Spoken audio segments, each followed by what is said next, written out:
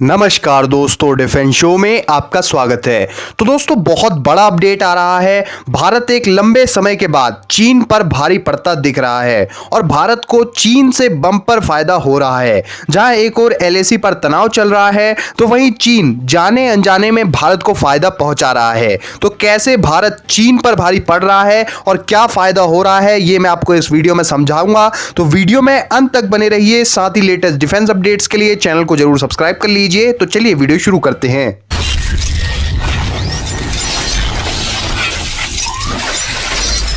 तो दोस्तों, जैसा कि आप जानते ही हैं कि लद्दाख में चल रहे गतिरोध को काफी लंबा समय हो गया है और चीन को सबक सिखाने के लिए भारत ने चीन से व्यापारिक संबंध बेहद कम कर लिए हैं। हालांकि चीन से हम अब भी बड़ी मात्रा में सामान आयात कर रहे हैं, लेकिन यहां पर एक फायदा भारत को ऐसा हुआ है जो कि इससे पहले शायद ही कभी हुआ हो। दोस्तों, चीन और भारत के बीच व्यापारिक संबंध इस तरह की कभी नहीं रहे जैसे कि आज के समय में है। दोस्तों, इस साल दोनों देशों के बीच 11 महीनों की अवधि में व्यापार करीब 78 बिलियन यूएस डॉलर रहा है, जबकि पिछले साल के आंकड़े देखें तो इसी अवधि में 2019 में यह व्यापार करीब 85 बिलियन यूएस डॉलर रहा था। इसमें मजे की बात यह है दोस्तों कि व्यापार में आई कमी भारतीय आयात में आई है, यानी चीन से जो हम सामान आयात करते थे उसमें एक भारी गिरावट देखने को मिली है। वहीं भारत जो सामान चीन को बेचता था उसकी मात्रा में और ज्यादा वृद्धि हो गई है। जी हां दोस्तों, ये सुनने में कुछ अटपटा जरूर लग रहा होगा,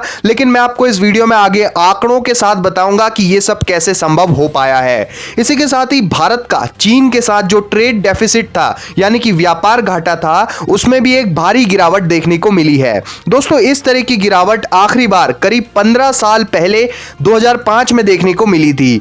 दोस्तों, 2019 में चीन के साथ भारत का ट्रेड डेफिसिट करीब 51.59 बिलियन डॉलर था, जो कि साल 2020 में भारी गिरावट के चलते 40 बिलियन डॉलर तक आ गया है। दोस्तों, 2020 में भारत का चीन से आयात 13% तक कम हुआ है और वहीं भारत जो सामान चीन को निर्यात करता था उसमें 16% की वृद्धि देखने को मिली है। आसान शब्दों में कहें तो भारत ने पिछले वर्ष के मुकाबले चीन से 13% तक कम सामान खरीदा है और 16% ज्यादा सामान चीन को बेचा है, जो कि भारत के लिए एक बहुत ही बड़े फायदे का सौदा साबित हो रहा है, क्योंकि चीन के साथ हमारा ट्रेड डेफिसिट काफी लंबे समय से बहुत ज्यादा चल रहा था, जिसमें इस साल भारी गिरावट देखने को मिली है। वहीं ये आंकड़े और ज्यादा भारत के पक्ष में जाने वाले हैं, क्योंकि कुछ समय पहले ही चीन ने भारत से चावल खरीदना भी शुरू कर दिया है। दोस्तों, आत्मनिर्भर भारत और वोकल फॉर लोकल जैसे इनिशिएटिव से भारत की चीन पे निर्भरता कम हुई है और चीनी कारोबारियों को एक बहुत बड़ा नुकसान भी झेलना पड़ा है।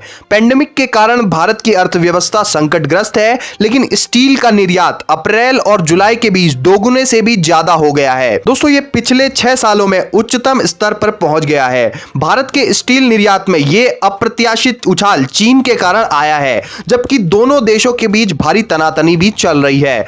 दोस्तों, एक तरफ भारत चीन के निवेश को लेकर सतर्कता बरत रहा है, तो दूसरी तरफ चीन इन सब की उपेक्षा कर भारत से जमकर स्टील खरीद रहा है। आखिरकार ऐसा क्यों है?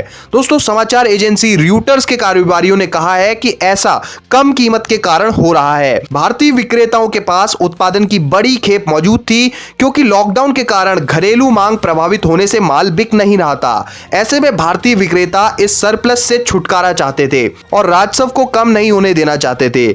और अभी तक ये साफ नहीं है कि चीन को स्टील की इस पैमाने पर बिक्री किसी नियम का उल्लंघन तो नहीं है, लेकिन China iron and steel association ने एक बयान में कहा है कि वो निरंतर निगरानी कर रहे हैं। तो दोस्तों, हम कह सकते हैं कि चीन ना चाहते हुए भी भारत को एक बड़ा फायदा पहुंचा रहा है और भारत को परिस्थितियों का भरपूर लाभ उठाना चाहिए। चीन के साथ हमारे ट्रेड डेफिसिट को खत्म करने के लिए हमें भरपूर प्रयास करने चाहिए। आप क्या सोचते हैं इस बारे में कमेंट सेक्शन में जरूर बताएं। साथ ही लेटेस्ट डिफेंस अपडेट्स के लिए चैनल को सब्सक्राइब कर लें। जय हिंद, वंदे मातरम।